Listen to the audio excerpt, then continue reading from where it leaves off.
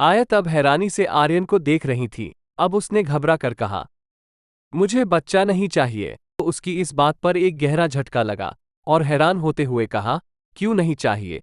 तब आयत ने आहिस्ता से कहा, क्योंकि मैं अभी बच्चे जैसी झंझट में नहीं पड़ना चाहती।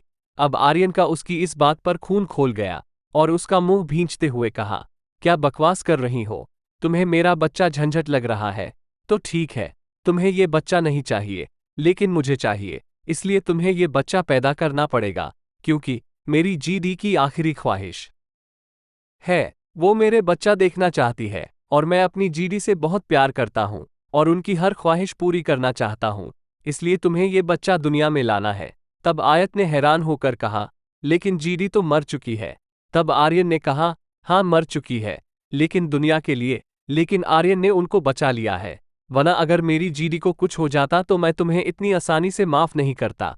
अब तुमसे अपना बच्चा लेकर इस बच्चे को मैं हमेशा के लिए अपने साथ अपनी जीडी के पास लेकर चला जाऊंगा, तुम्हें छोड़ जाऊंगा। तुम्हारे हाल पर यही चाहती हो ना तुम? क्योंकि आर्यन शाह को भी किसी का जबरदस्ती का प्यार नहीं चाहिए। तब आयत ने कहा, ठीक है, पैदा करूंगी ये बच्चा, लेकिन मेरी भी एक शर्त है। आपको इस बच्चे के बदले आपको मेरे माँ बाप को माफ करना होगा। तब आर्यन ने गुस्से में कहा, तुम इस बच्चे के बदले के मुझसे जो चाहे वो मांग लो, मैं दे दूंगा, लेकिन तुम्हारे माँ बाप को माफ नहीं करूंगा। तब आयत ने गुस्से से कहा, आखिर ऐसा क्या गुनाह कर दिया मेरे माँ बाप ने जो आप उनको माफ ही नहीं कर सकते? तब आर्यन ने कहा, तुम्हारे कमीने बाप ने वो गुनाह किया जिसकी माफी मैं तो क्या दुनिया का कोई भी बेटा नहीं दे सकता।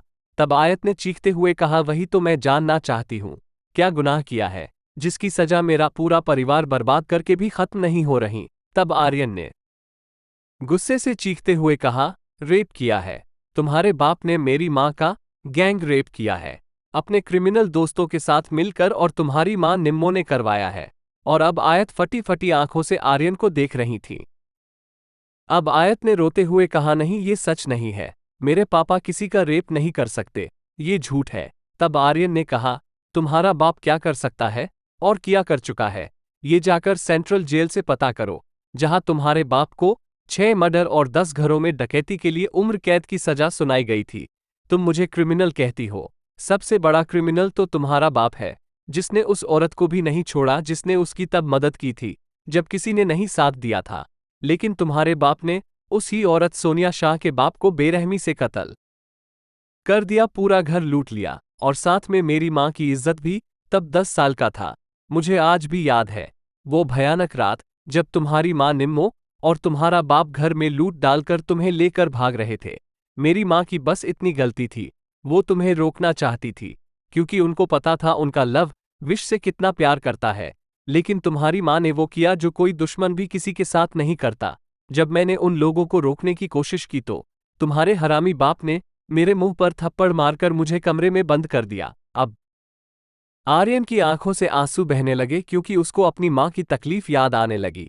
तब आर्यन ने रोते हुए कहा, मेरी माँ चीखती रही, चिल्लाती रही, और मैं कमरे में बंद चीख चीख कर रो रो कर कह रहा था, मेरी मामा को छोड़ दो अंकल, मेरी मामा को छोड़ दो। लेकिन किसी को भी, ना मुझ पर और ना मेरी माँ पर, किसी को तरस नहीं आया।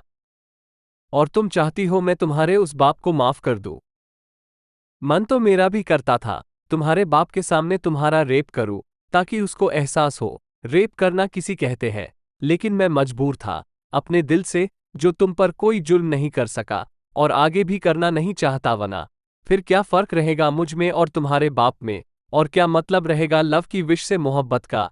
मैं नहीं कर सकता तुम्हारे साथ गलत, हाँ, लेकिन तुम्हारे माँ बाप को छोड़ूंगा नहीं, क्योंकि तुम्हारे माँ बाप मेरा आखिरी टारगेट है। उसके बाद मैं अपने बच्चे को लेकर हमेशा के ऑस्ट्रेलिया चला जाऊंगा। ये कहकर आर्यन बाहर निकल गया। अब आयत फुट फुट कर रोने लगी। आर्यन के बाहर जाते ही आयत मौका देखकर वहां से भाग गई और अपने घर अपने माँ बाप के पास आ गई। अब निम्मो और शब्बीर बख्शी आयत को अपने सामने देखकर हैरान रह गए। अब निम्मो ने आयत को देखकर उसको सीने से लगाते हुए कहा, आयत तू आ गई तो ठीक तो है मेरी बच्ची। लेकिन आयत कुछ नहीं बोल रही थी, खामोश खड़ी थी, और निम्मो ने उसको खामोश देखकर कहा, क्या बात है आयत, तू इतनी चुप क्यों है, बोलती क्यों नहीं? अब आयत ने कहा, आपने क्यों धोखा दिया सोनिया आंटी को, क्यों बर्बाद किया आपने लव को? आप इतने घटिया हो सकते हैं, मैं कभी सोच भी नहीं सकती थी। आज मुझे शर्म आ रही है, ये सोच कर के मैं आपकी बेटी हूँ, एक रेपिस्ट की बेटी हूँ। अब निम्मो हैरानी और सदमे से आयत को देख रही थी। तब निम्मो ने कहा, तुझे ऐसा लगता है? तेरे माँ बाप ऐसा कर सकते हैं? तब आयत ने कहा, तो आप ये कहना चाहती है लव झूठ बोल रहा है?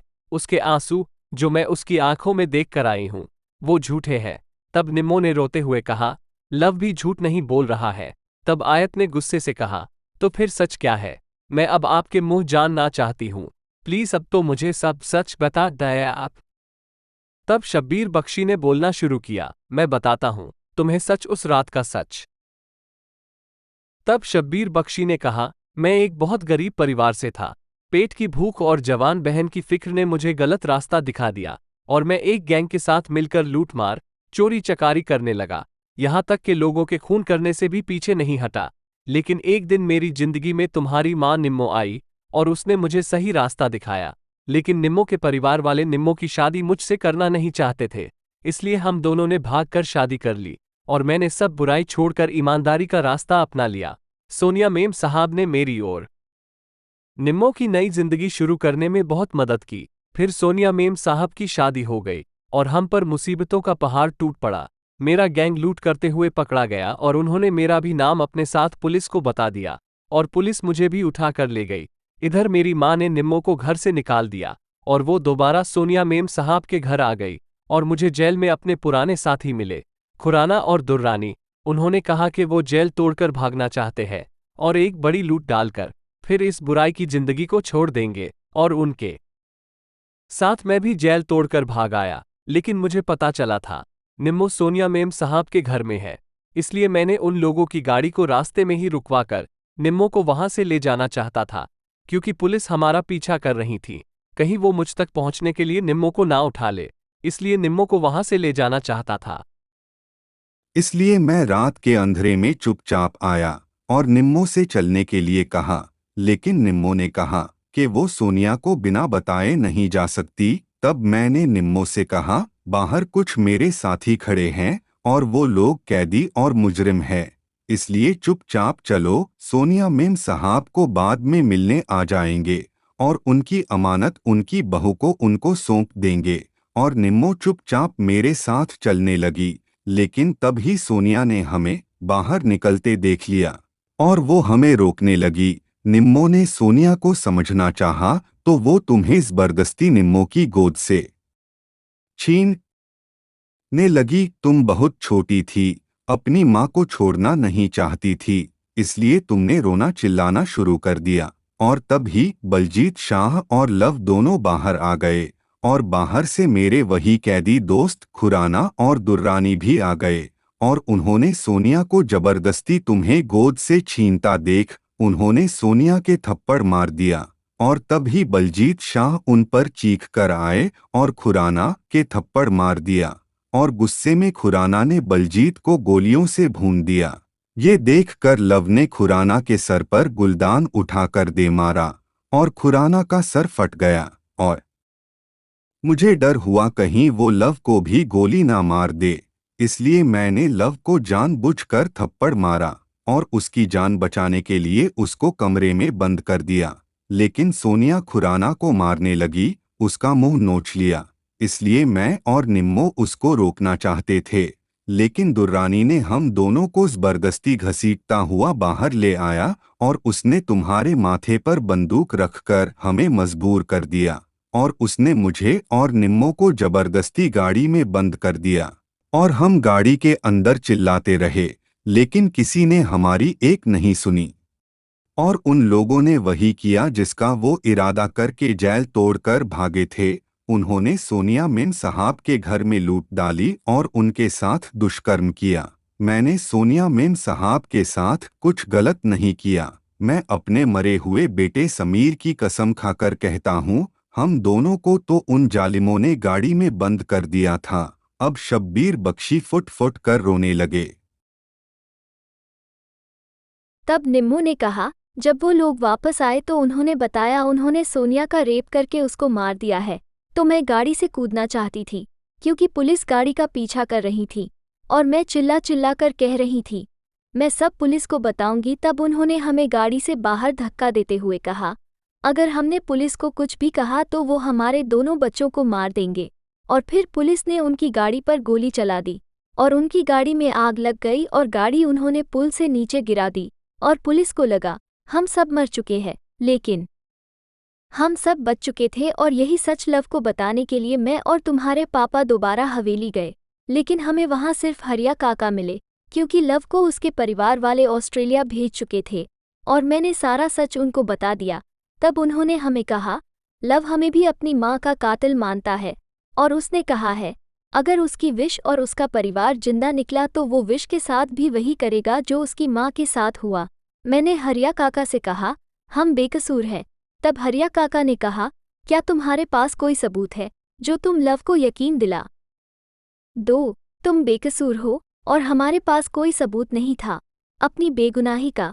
तब हरिया काका ने कहा सब तुम्हें मरा हुआ समझ रहे हैं, पुलिस भी तुम सबको मरा हुआ समझ चुकी है, इसलिए वापस चली जाओ और दुनिया की नज़रों में मरी रहो। अगर अपनी बेटी को लव से बचाना चाहती हो तो। तब मैं चुपचाप वहां से आ गई और तुम्हारा नाम विश से बदलकर आयत बख्शी कर दिया।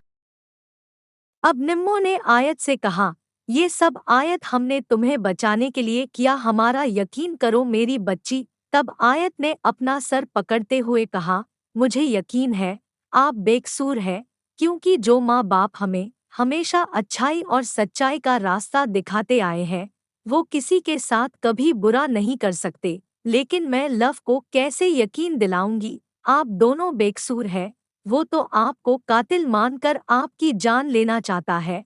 तब निम्मो ने कहा तू हमारी फिक्र छोड़ दे, हमें हमारे हाल पर छोड़ दे, हमारी किस्मत में जो लिखा है वो हो जाएगा, लेकिन तू वापस अपने लव के पास चली जा, उसको दिल से अपना ले, उसको इतना प्यार दे जितना उसकी माँ सोनिया करती थी। उसकी जिंदगी से सब दुख दर्द गम निकाल कर प्यार भर दे। सोनिया ने जो तेरी माँ पर एहसान किए हैं तू उसके बदले में लव की जिंदगी में खुशियाँ भर दे, क्योंकि वो तुझसे जुनूनी मोहब्बत करता है और मुझे अब यकीन हो गया है वो तुझे खुश रखेगा। और अगर दुख भी दे तो सह लेना, क्योंकि उसने भी बहुत गम देखे हैं।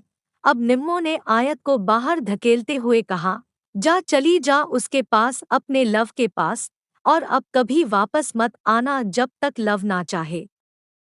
और अब आर्यन बाहर खड़ा आर्यन निम्मो और शब्बीर बख्शी की सारी बातें सुन चुका था और अब आर्यन के पास कोई लफ्ज नहीं था इस सच के सामने आने पर कि निम्मो और शब्बीर बख्शी निर्दोष है। लेकिन आर्यन को एक बात की तसल्ली थी कि उसने सही कातिलों को सजा दे दी है और निम्मो और शब्बीर बख्शी के साथ वो कुछ बुरा करने से बच गया, क्योंकि अब आर्यन भी ये सच जान गया था कि विश के माँ बाप ने उसकी के साथ बुरा नहीं किया है, वो बेवजह उनसे नफरत करता आ रहा था। अब आयत रोते रोते बाहर निकली तो सामने ही उसको आर्यन गाड़ी में बैठा दिख गया और उससे आहिस्ता से कहा मिसेस आर्यन शाह अब घर चले, आई थिंक आज के लिए इतनी वॉक काफी है। और आयत उसको डरी सहमी देख रही थी। अब से हमारी वीडियो हफ्ते में 2 बार आएंगी, वेडनेसडे और सैटरडे, और तब तक के लिए हमारी कहानी के साथ बने रहे। Thank you. अगर ये कहानी आपको जरा सी भी अच्छी लगे तो प्लीज हमारे चैनल को ज्यादा से ज्यादा लाइक करें, शेयर करें और सब्सक्राइब करें, क्योंकि हमारा टारगेट जल्द से जल्द 4000 घंटे और 1000 सब्सक्राइबर पूरा करना है, वरना हमें अपने चैनल को बंद करना पड़ेगा। इसलिए अगर आप इस खूबसूरत नॉवेल को कंटिन्यू रखना चाहते हैं तो प्लीज हमें सपोर्ट करें। Thank you.